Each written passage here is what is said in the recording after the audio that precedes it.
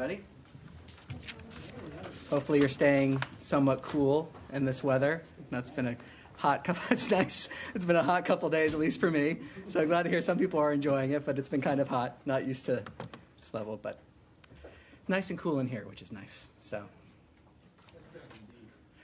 I have a few announcements up top, and then I'll be happy to take some questions. This week, President Trump and Secretary Rubio returned from the historic NATO summit in The Hague, where allies committed to dramatically increase defense and security spending to 5% of GDP. This landmark pledge reflects a generational shift in NATO's posture, ensuring that NATO has the forces, capabilities, warfighting readiness, and resilience needed to deter and defend against all modern threats. This is peace through strength. It's not just about budgets, it's about building real military power, a stronger industrial base, and interoperability to last.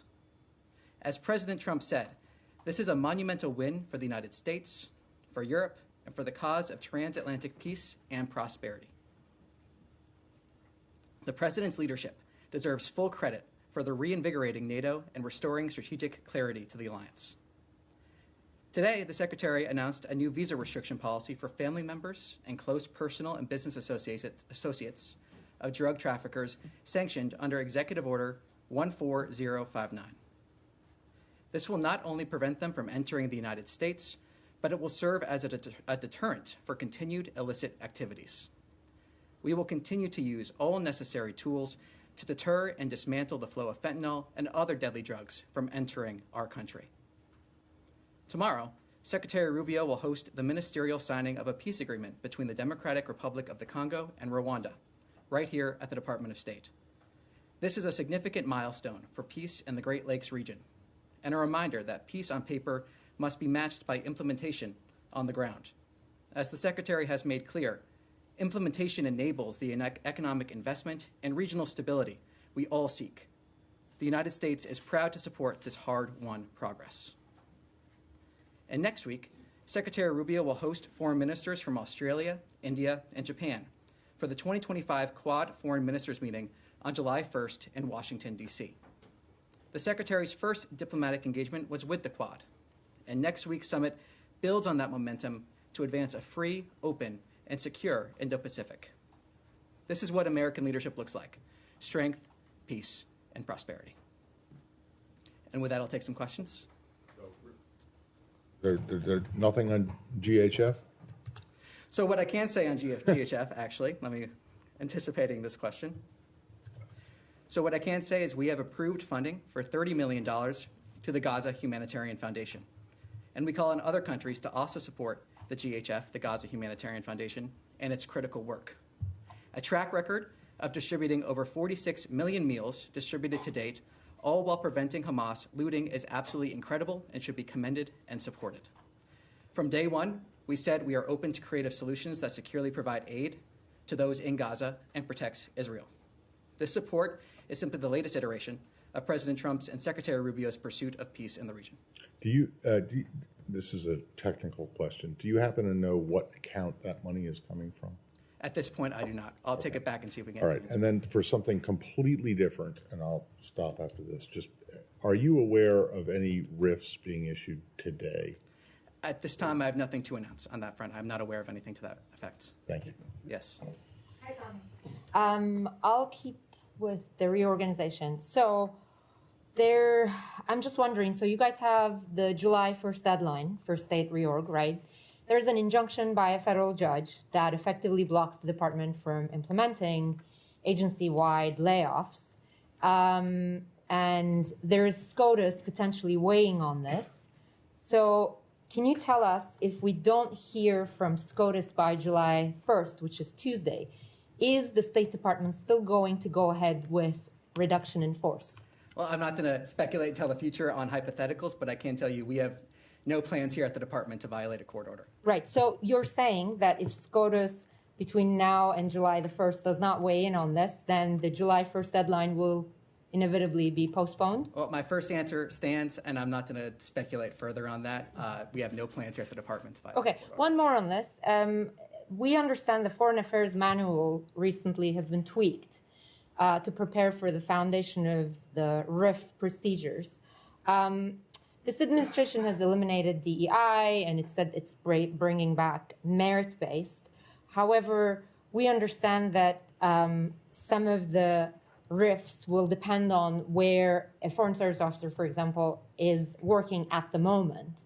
And there are critics who are saying that that type of criteria basically ignores the years of knowledge, experience, language skills these officers have accumulated. So can you help us understand how this is going to be completely merit-based? Well, look, what I can say is from the beginning, as the Secretary has said, this reorganization is about making sure we're able to meet the challenges of the 21st century, being able to move at the speed of relevance, as the Secretary says. It's about empowering people instead of a bureaucracy. And I think it's also important to note the process of this from the beginning, a full transparency in this process, communicating with the American people, with Congress, from the very beginning on this. So the point of this reorganization is, again, to move at that speed of relevancy. Again, I'll stress that I don't want to speculate moving forward exactly on what may happen, but I think it's important to remember the track record of how we got here and the ultimate point of this and what the American people, I think, would expect when it comes to meeting those challenges that we face today. Thank you. Could I ask a follow-up, though? Yeah. If the point is to move at the speed of relevancy, would experience, language, and previous posts, wouldn't that play into consideration? Well, ultimately, what we're seeing here is wanting to make sure the State Department is able to meet those challenges. That's been this whole process that's been communicated from the beginning to make sure we're effectively meeting those challenges. So you would take those into consideration? Well, I think language proficiency, for instance? Well, again, I don't want to speculate on certain individuals or get too specific on hypotheticals. But what I can say, as the Secretary has said, is this reorganization is about making sure we're empowering people, not bureaucracy, that we're able to meet those challenges in an effective way. He has spoken to that routinely. He has spoken to that publicly. That's the point here, and I think the American people expect to see that. If I may, I also wanted to follow up on something that Matt raised on the GHF. There's been a lot of criticism, almost universal criticism, from the Arab world, from the UN and others, about the distribution process or limited sites in southern Gaza, no access in northern Gaza, the deployment of IDF troops, monitoring access in violation of certain international norms and the Geneva Conventions. Can you tell us, as the U.S. is about to begin funding, whether they are expanding the sites to more sites so that they can equal what the World Food Program and others had done previously? Well, look, what I can say is, again, that 46 million meals distributed to date. That's something that should be applauded. We've talked about here in the past different distribution sites that have been opened, but I think this is an example of seeing that aid that has been distributed. And President Trump's commitment, Secretary Rubio implementing that vision here to get aid to the people of Gaza. So we're seeing those 46 million meals, and then we're seeing from there the fact that we're seeing this $30 million approved. But if I may, if you do the math, there are 2 million people in Gaza. If you figure that families have multiple children and that this process has been going on now for nearly a month, 46 million meals don't amount to feeding the population of Gaza. Well, it's 46 million meals that have been distributed. That is a positive thing. And we call on other countries to support the Gaza Humanitarian Foundation in its work as we have this $30 million that are approved. We're seeing the Gaza Humanitarian Foundation in line with President Trump's call to deliver aid in a way where it can't be looted by Hamas. We're seeing those creative solutions. We're seeing the fact that we have 46 million meals distributed. That is good news that we have those meals being distributed, and we call on other countries to join in supporting the GHF's work. Can I have a follow-up on that, please, Tommy? Okay. Every time there's been a distribution in some of those centers, there's been chaotic scenes, and according to the Palestinian sources, shots and people actually dying, heading towards these centers. Now, the Israeli army is saying it's investigating all that, but it seems to be a pattern from the beginning. So do you have no issue with that whatsoever? What's your take on that? Well, there are two factors here. First, we refer you to the IDF on their investigations. Second, I would remind you that many of these reports, some of these reports, are based in Hamas propaganda. So we have two factors here when it comes to some of these reports. Ultimately, We want to see aid reach the people of Gaza. The Gaza Humanitarian Foundation has delivered 46 million meals. We've seen that. We want to see that food being delivered. We see the $30 million approved. So that's what the story is here, moving to implement, get those creative solutions in there to make sure that the aid being distributed is not being looted by Hamas. And just a follow-up on that, you said $30 million. Has that money actually been given to the foundation already? It's been And to whom? It's been approved. That's as far as I can go on that front. Yes. Yeah, just to follow on what everyone is asking about, you say you want to see aid get into Gaza. Are you pushing the Israeli government to allow other groups into Gaza to distribute aid? Today, GHF was the only one allowed into the Strip. What we're pushing for is for other countries to join us in supporting the Gaza Humanitarian Foundation's work. But there That's what are we're other pushing groups for. who had been established and had methods that were able to distribute more widely before the restrictions of the Israeli government. So are you asking them to also lift these restrictions? What we're pushing for is for other countries to support the Gaza Humanitarian Foundation's work. The Gaza Humanitarian Foundation being able to deliver that aid without it being looted by Hamas. And again, that's about that creative solution that President Trump has said from the beginning. So we call on other countries to support the GHF in this. Yes. To follow up, I'm sure that 46 million meals are very good, and the Palestinians appreciate that. But that, as Andrea said, that translates to about 20 meals per person over, a period of a month, because it's been a month since they started this thing. So there are only like 4 centers. So are there any plans to expand these centers to make more openings, more entry points and so on for aid and all these things? Because Gaza used to receive, 1,000, maybe a couple thousand trucks of food a day. So the situation is very dire. So I don't have anything to preview in terms of future plans here. I'm not going to get into that here. I can say what we've seen in the past is distribution sites opening. We've seen a ramp up of the meals being delivered. And I think, again, the story here is 46 million meals being delivered to the people of Gaza. That is the story here. Right. But just if I may, All right, one more. If I may follow very, very quickly. Yeah, but also it has been a death trap. I mean, everybody is documenting that Palestinians are being killed at these centers and so on. Many of them are afraid to go. There's a looming disaster. I mean, are you talking to the Israelis? Are you urging them not to be trigger happy and confronting very hungry people who are so desperate that they're probably grabbing stuff and so on? Well, I answered your question earlier, but I think it's also important to recognize that Hamas bears sole responsibility for this conflict, as has been stated from this podium several times by spokesperson Tammy Bruce. The fact that we're seeing Hamas act in certain ways, and really in barbaric ways, that they've continually done that. So Hamas bears sole responsibility for this conflict. And again, the story here is the 46 million meals that have been able to be distributed to the people in Gaza during this time, and the fact that we're encouraging other countries to also support the Gaza Humanitarian Foundation. Yes.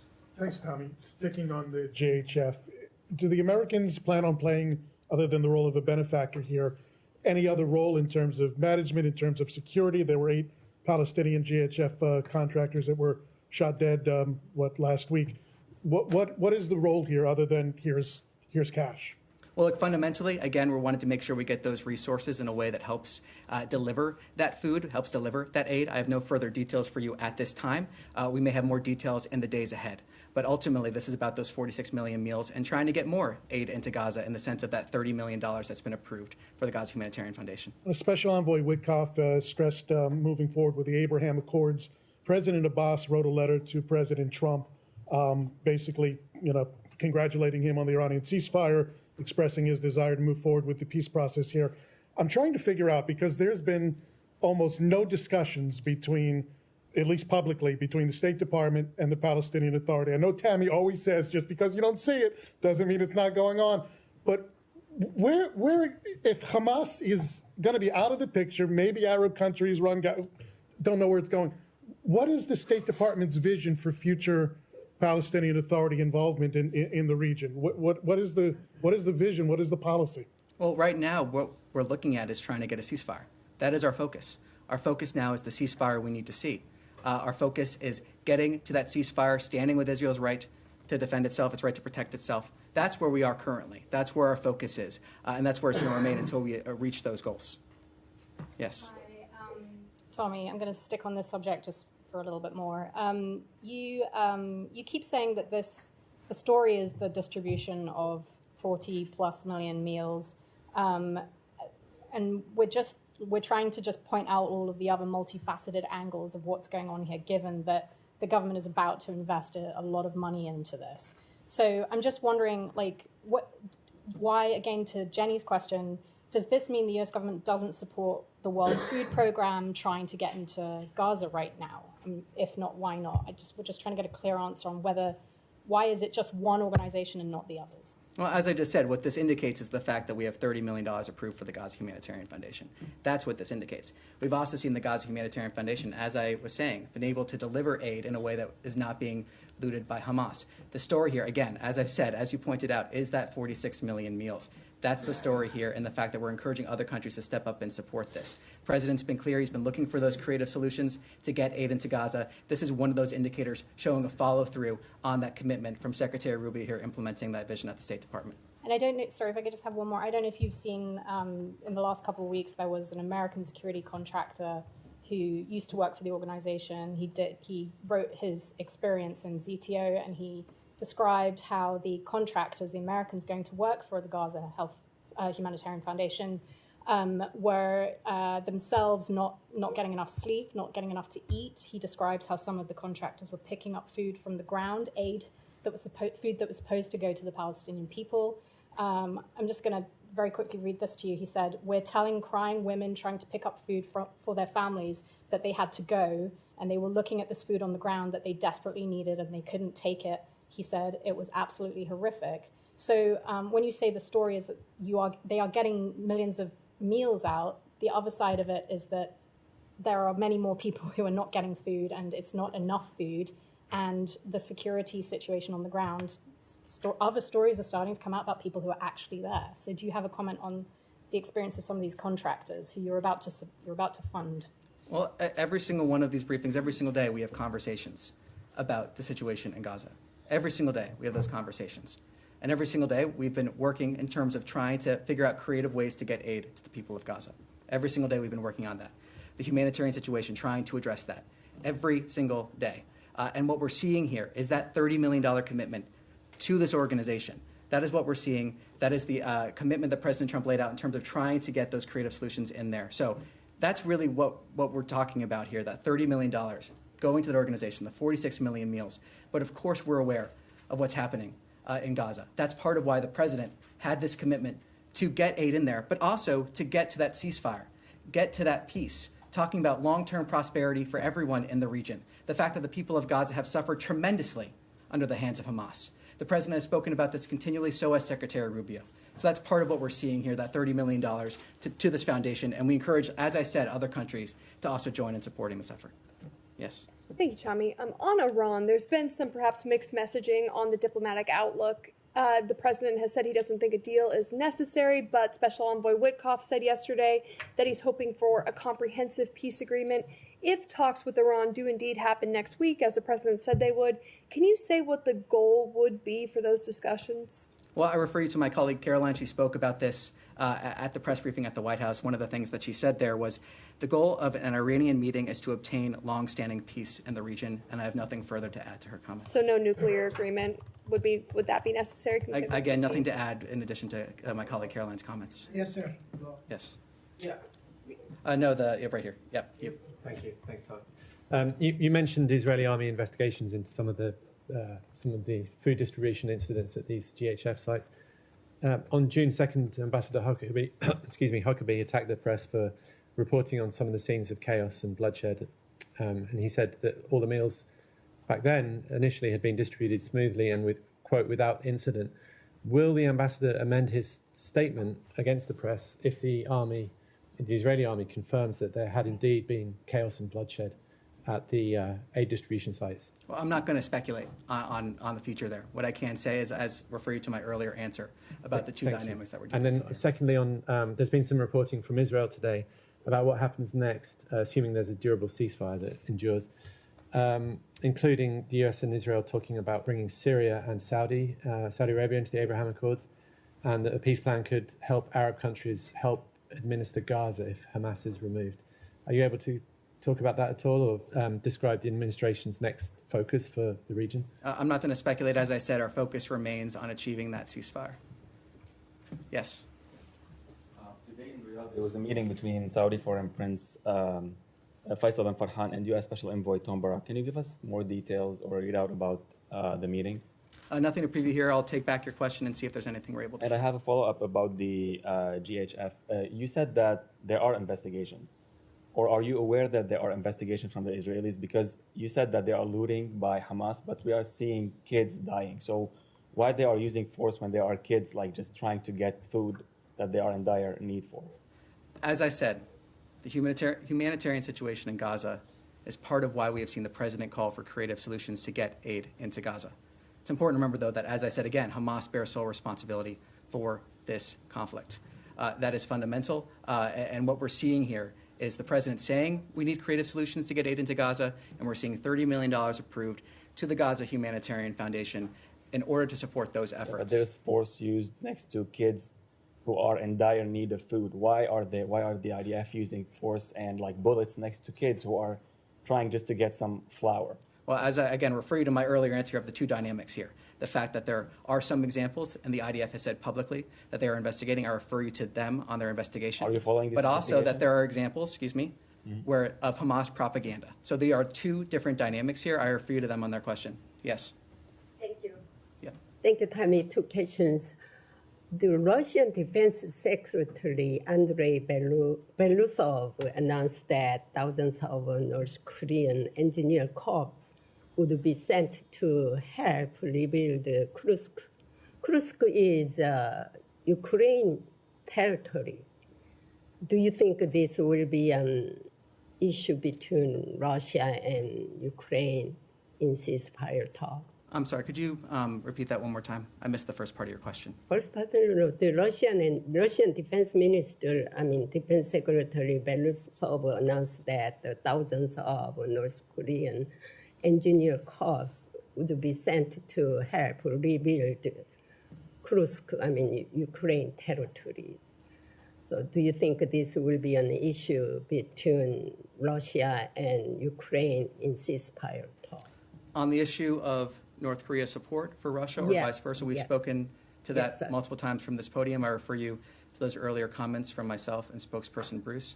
As the president has said many times, we hope to see that ceasefire, that long peace. We've been working for that, engaging with that.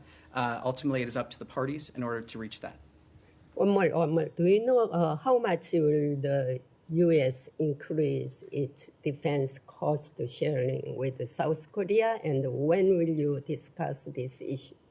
Let me take back your question and see if we can get some further details for you. Somewhat related to that, can I just ask a logistical thing, and just very quick? You mentioned the Quad meeting that the Secretary is going to be hosting. Yes. He is still planning to meet with these foreign ministers individually before Quad meeting, right? I'll see what we're able to read out. At this point, I can confirm the Quad meeting, but I'll see if I can get you more details on that. Thanks. Can I go to Africa?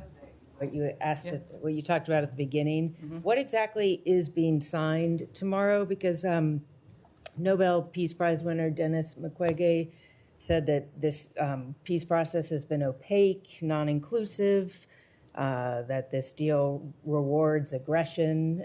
There was he's been very critical of this, so I'm wondering what exactly is being signed here. Also, first of all, as you mentioned, tomorrow Secretary Rubio will host the ministerial signing of the peace agreement between the Democratic Republic of the Congo and the Republic of Rwanda right here at the State Department. There are provisions on respect for territorial integrity and a prohibition of hostilities, disengagement, disarmament, and conditional integration of non-state armed groups, establishment of a joint security coordination mechanism that incorporates the CONOPS of October 31st, 2024, facilitation of the return of refugees and internally displaced persons, as well as humanitarian access and a regional economic integration framework. So, though I would stress also what was mentioned in my topper, that it is with implementation of this agreement that the economic investment and development we all want to see will be possible. So you talk about regional framework, but this is just between two countries, and there are a lot of countries involved in this conflict. Well, I think ultimately, again, refer you to the comments I just had there. There'll be more information as we approach the day itself, but this is good news. This is good news. This is a fantastic achievement. We're proud to support this effort, and we applaud this effort. Yes. So I have two questions on China.